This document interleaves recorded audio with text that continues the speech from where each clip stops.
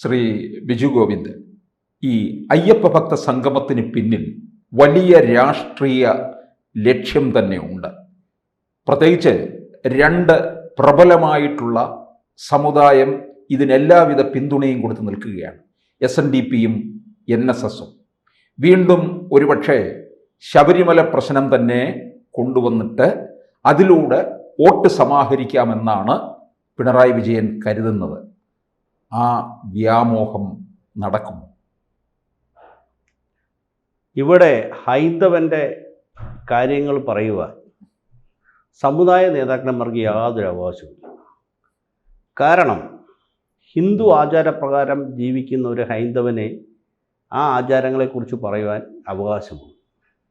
കാരണം ശബരിമലയിലെ പഴയ കാലത്തുള്ള ആചാരങ്ങൾ വെച്ച് വ്രതം നോറ്റ് ക്ഷേത്രത്തിൽ പോവുകയും അന്നു മുതൽ മാളികപ്പുറത്ത് അമ്മയുടെ അടുക്ക വരെ സ്ത്രീകൾക്ക് പ്രവേശനം ഉണ്ടായിരുന്നു. അതിന് മുകളിലോട്ടില്ലായിരുന്നു.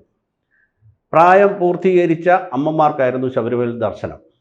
ഇതിനെയെല്ലാം കാറ്റിൽ പറത്തിക്കൊണ്ട് പിണറായി വിജയൻ ശബരിമല പ്രശ്നം ഉണ്ടാക്കുകയും ഇതിൽ നിന്ന് ഹിന്ദുക്കൾ മാർക്സിസ്റ്റ് പാർട്ടിയിൽ നിന്ന് പിന്നോട്ട് പോയി എന്നുള്ള യാഥാർത്ഥ്യ ബോധം മനസ്സിലാക്കി തമിഴ്നാട്ടിൽ സ്റ്റാലിൻ മുരുക സംഗമം നടത്തി. അതിനെ ചുവട് പിടിച്ച് വീണ്ടും ഹിന്ദുക്കളെ ഒരുമിച്ച് നിർത്തി അടുത്ത ഭരണം പിടിക്കാമെന്നുള്ള ഒരു വ്യാമോഹം മാത്രമാണ് പിണറായി വിജയൻ്റെ ഈ അയ്യപ്പ സംഗമം കൊണ്ട് ഉദ്ദേശിക്കുന്നത്. ഇതിന് NSSും SNDPയും പിന്തുണ കൊടുത്തു എന്ന് പറയുന്നത് ഇന്ന് സർക്കാരിൽ നിന്നുകൊണ്ട് ആനുകൂല്യങ്ങൾ പറ്റേണ്ട അവസ്ഥ NSSനും SNDPക്കും ഉണ്ട്. കാരണം കോളേജുകളിലും സ്കൂളുകളിലും ഉള്ള നിയമനങ്ങളുടെ അപ്രൂവൽ വർഷങ്ങളായിട്ടിപ്പം നടക്കാതിരിക്കുകയാണ്. ഈ സമുദായ നേതാക്കന്മാരെല്ലാം ഈ സമുദായത്തിൽപ്പെട്ടവരുടെ കയ്യിൽ നിന്ന് BEdും നെറ്റും ഒക്കെ പാസ്സായ ഉദ്യോഗാർത്ഥികളുടെ നിന്ന് ലക്ഷങ്ങളാണ് വാങ്ങിച്ചു വച്ചിരിക്കുന്നത്. അപ്പം ഇന്ന് സർക്കാരിനെ പിന്തുണ പ്രഖ്യാപിക്കുമ്പോൾ ഈ നിയമനങ്ങളെല്ലാം ചെയ്തു കൊടുക്കും എന്നുള്ള ഒരു കാര്യം കൊണ്ട് മാത്രമാണ് യഥാർത്ഥത്തിൽ NSSും SNDPയും ഇതിനെ അനുകൂലിക്കുന്ന എന്നുള്ള സത്യമാണ്. അല്ല, പക്ഷേ ഇതിനകത്ത് ഇവർ പറയുന്നതനുസരിച്ചൊന്നും ഇപ്പോൾ പെരുന്നയിൽ നിന്ന് സുകുമാരൻ നായർ പറയുന്നതനുസരിച്ച് നായന്മാരെല്ലാവരും വോട്ട് ചെയ്യണമെന്നില്ലല്ലോ. വെള്ളാപ്പള്ളിയുടെ പരിധിയിൽ നിൽക്കുമോ? അത് പറഞ്ഞാൽ ഇന്ന് NSSൻ്റെ ജനറൽ സെക്രട്ടറി പറഞ്ഞാലും SNDPയുടെ ജനറൽ സെക്രട്ടറി പറഞ്ഞാലും യഥാർത്ഥത്തിൽ ആരും വോട്ട് ചെയ്യാറില്ല. കാരണം 7.5 ലക്ഷത്തിലധികം വോട്ടുണ്ടായിരുന്ന കോട്ടയത്ത് പാർലമെൻറ്റ് സ്ഥാനാർത്ഥിയായിരുന്ന തുഷാറിന് എത്ര വോട്ടാണ് കിട്ടിയത്? SNDPയുടെ ഏറ്റവും വലിയ നേതാവിൻ്റെ മകനും SNDPയുടെയും SN ട്രസ്റ്റിൻ്റെയും നേതാവും BDSൻ്റെ ചെയർമാനുമായ തുഷാർ മത്സരിച്ചപ്പോൾ 7.5 ലക്ഷത്തിലധികം SNDP ആൾക്കാരുള്ള കോട്ടയത്ത് വോട്ട് കിട്ടിയില്ലല്ലോ. ഈ സമുദായ നേതാക്കന്മാർ സമുദായത്തിൻ്റെ കാര്യങ്ങൾ നോക്കുന്നതാണ് നല്ലത്. രാഷ്ട്രീയ കാര്യങ്ങളിൽ ഇടപെടാതിരിക്കുന്നതാണ് നല്ലത്. അല്ല, പിണറായി വിജയൻ ഇത് വെള്ളാപ്പള്ളിയെ ഒരു പാലമായിട്ട് ഉപയോഗിക്കുന്നുണ്ട് എന്നുള്ളത് വ്യക്തമല്ലേ? കാരണം ഇപ്പം മുസ്ലിം സമുദായം ഒക്കെ തന്നെ ഏതാണ്ട് അകന്നു കഴിഞ്ഞിരിക്കുകയാണ് ഇടതുപക്ഷത്ത് നിന്ന്. അപ്പം മുസ്ലിം സമുദായത്തിൽ നിന്നുള്ള വോട്ട് പ്രതീക്ഷിക്കേണ്ട. അതിനുവേണ്ടി തന്നെയാണ് ഈ ഹൈന്ദവരെ ഏകോപിപ്പിച്ചു കൊണ്ടുവരുന്നതിന് വേണ്ടി ഈ അയ്യപ്പ ഭക്ത സംഗമം നടത്തുന്നത്. അത് വോട്ട് ബാങ്ക് ലക്ഷ്യം വെച്ച് മാത്രമാണ് ഈ അയ്യപ്പ ഭക്ത സംഗമം ഇവിടെ നടത്താൻ ദേവസ്വം ബോർഡ് വഴി പിണറായി വിജയൻ ശ്രമിച്ചത്. അത് ഈ പറഞ്ഞതുപോലെ തമിഴ്നാട്ടിലെ മുരുക സംഗമവുമായി ബന്ധപ്പെട്ട് വോട്ട് ബാങ്ക് ലക്ഷ്യമായി നടത്തിയാൽ വിജയിക്കുമെന്നുള്ള ഒരു വ്യാമോഹമാണ്. ഇപ്പോൾ നമുക്കറിയാം, തുടർച്ചയായിട്ട് വെള്ളാപ്പള്ളി മലപ്പുറത്തെയും മുസ്ലിം സമുദായത്തെയും കുറിച്ച് വളരെ എതിരായിട്ട് സംസാരിക്കുന്നുണ്ട്. അപ്പോൾ ഇതൊക്കെ പിണറായി വിജയനുമായിട്ടുണ്ടാകുന്ന ഒരു തിരക്കഥയുടെ ഭാഗം തന്നെയല്ലേ?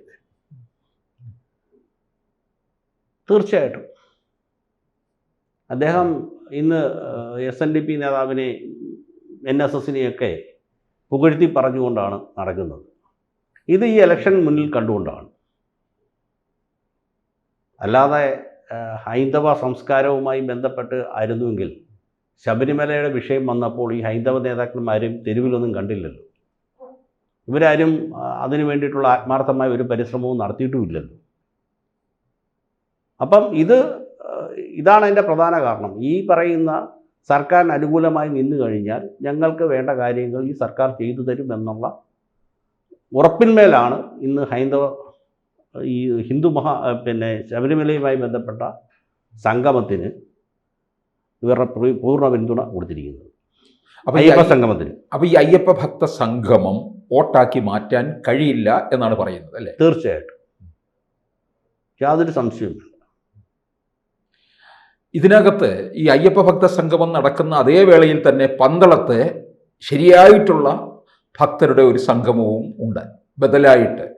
അപ്പോൾ ഇത് രണ്ടും കൂടി വരുമ്പോൾ മറ്റിടത്ത് നടക്കുന്നത് സർക്കാർ സ്പോൺസേഡ് സംഗമമാണെങ്കിൽ പന്തളത്ത് യഥാർത്ഥ ഭക്തരുടെ സംഗമത്തിലേക്കും മാറുകയാണ് ചെയ്യുന്നത്. തീർച്ചയായിട്ടും. കൂടാതെ വരും മാസങ്ങളിൽ അമ്മേ നാരായണ പ്രസ്ഥാനം മാളികപ്പുറത്തമ്മ സംഗമവും നടന്നു. സ്ത്രീകൾക്ക് പറയാനുള്ളതും കേൾക്കണമല്ലോ. ഇന്ന് മുഴുവൻ സ്ത്രീകളും ഞങ്ങൾക്ക് ശബരിമല ആചാരങ്ങൾ തെറ്റിച്ചുകൊണ്ട് ശബരിമലയിൽ പ്രവേശിക്കേണ്ട എന്നാണ് അമ്മേ നാരായണ പ്രസ്ഥാനത്തിലുള്ള മുഴുവൻ സ്ത്രീകളും പറയുന്നത്. അപ്പോൾ അവർക്ക് പറയാനുള്ളതും സർക്കാർ ചെവി കൊള്ളണമല്ലോ. ഇപ്പം അങ്ങനെയൊരു കാര്യം അമ്മേ നാരായണ പ്രസ്ഥാനം വരുന്ന ദിവസങ്ങളിൽ മാളികപ്പുറത്തമ്മ സംഗമവും നടത്താനും കൂടി ആലോചിക്കുന്നുണ്ട്. ഈ അയ്യപ്പ ഭക്ത സംഗമത്തിന് ശേഷം ഈ പലരിൽ നിന്നും വലിയ വ്യവസായികളിൽ നിന്നൊക്കെ വൻ നിക്ഷേപം ഇവർ സ്വീകരിക്കും. അതിലൂടെ ഒരു പത്രം റിപ്പോർട്ട് ചെയ്തിരിക്കുന്നത് പൂങ്കാവനത്തിനകത്ത് തന്നെ ഒരുപക്ഷെ പഞ്ചനക്ഷത്ര ഹോട്ടലുകൾ പോലും ഉയരാനുള്ള സാധ്യതയുണ്ട്. ഒരുപക്ഷെ പമ്പ വരെ ഏതെങ്കിലും തരത്തിലുള്ള ടൂറിസ്റ്റ് കേന്ദ്രമാക്കി മാറ്റാനും സാധ്യതയുണ്ട്. പമ്പ വരെ ആർക്കും ചെല്ലാം, എന്നും ചെല്ലാനുള്ള സൗകര്യവും ഉണ്ടെന്നുള്ളതാണ്. തീർച്ചയായും അങ്ങനെയുള്ള കാര്യങ്ങളായിരിക്കും പിണറായി ലക്ഷ്യമിടുന്നത്. യഥാർത്ഥത്തിൽ ശരിക്കും പറഞ്ഞാൽ ഈ ദേവസ്വം ബോർഡ് എന്ന് പറയുന്ന സാധനം പിരിച്ചുവിട്ട് ക്ഷേത്രഭരണം ഹിന്ദുക്കളെ തന്നെ തിരിച്ചേൽപ്പിക്കണം. അതിനുദാഹരണം ഞാൻ പറയാം. ഇന്ന് മുസ്ലിം പള്ളിയാണെങ്കിലും ക്രിസ്ത്യൻ ദേവാലയങ്ങളാണെങ്കിലും ഭരിക്കുന്നത് ക്രിസ്ത്യൻ മതത്തിൽപ്പെട്ടവരാണ്. ക്രിസ്ത്യൻ ദേവാലയങ്ങൾ ഭരിക്കുന്നത്. മുസ്ലിം ദേവാലയങ്ങൾ അവർ മുസ്ലിം മതത്തിൽപ്പെട്ടവരാണ്. ഇവിടെ ഈ ദേവസ്വം ബോർഡ് വന്നത് മുതൽ ഹിന്ദു ആചാരങ്ങൾ ആചരിക്കാത്ത ഹിന്ദുക്കൾ ഇതിൻ്റെ തലപ്പത്തേക്ക് വരികയും അവരവിടെ പാർട്ടി കളിച്ച് ആചാരങ്ങളെ നശിപ്പിക്കുകയും ചെയ്യുന്ന ഒരു പ്രവണത കേരളത്തിലുണ്ട്. അതാണ് ഈ ദേവസ്വം ബോർഡിൽ പല കാര്യങ്ങളിലും കുത്തഴിഞ്ഞു പോകുന്നത്. അതേസമയം ആ ആചാരങ്ങളിൽ അനുഷ്ഠാനങ്ങളിലും ജീവിക്കുന്ന ആൾക്കാർ പ്രവർത്തിക്കുകയാണെങ്കിൽ അങ്ങനൊരു സംഭവം ഉണ്ടാകത്തില്ല. അപ്പം ക്ഷേത്രഭരണം യഥാർത്ഥത്തിൽ ഹിന്ദുക്കൾക്ക് തന്നെ നൽകണമെന്നുള്ള ഒരു ആവശ്യമാണ്. ഈ 2019 തെരഞ്ഞെടുപ്പിൽ പാർട്ടിക്ക് ബോധ്യപ്പെട്ടു ശബരിമല യുവതീ പ്രവേശ വിഷയത്തിൽ കൈവച്ചതാണ് വോട്ട് ചോർച്ചയുണ്ടായത്. പക്ഷേ 2024 വരുമ്പോൾ ആ വോട്ടൊക്കെ BJPയിലേക്കാണ് പോയത്. ആ BJPയിലേക്ക് പോയ വോട്ട് ഇവർക്ക് തിരിച്ചു പിടിക്കാൻ കഴിയുമോ? എത്ര ഭക്തസംഗമം നടത്തിയെന്ന് പറഞ്ഞാൽ പോലും ഒരിക്കലും നടക്കത്തില്ല. ഇന്ന് ഹൈന്ദവരുടെ മനസ്സിൽ ഒരു തീപ്പൊള്ളലായിട്ട് ഈ വിഷയം നിൽപ്പുണ്ട്. അങ്ങനെ അയ്യപ്പ സംഗമം നടത്തി വോട്ട് ബാങ്ക് ഉണ്ടാക്കാവുന്ന പിണറായി വിജയൻ്റെ മോഹം ഒരിക്കലും സഫലീകരിക്കാൻ പോകുന്നു. കൂടുതൽ വാർത്തകളും വിശേഷങ്ങളും നിങ്ങളിലേക്ക് എത്താൻ ABC മലയാളം സബ്സ്ക്രൈബ് ചെയ്യുക, ബെൽ ബട്ടണും അമർത്തുക.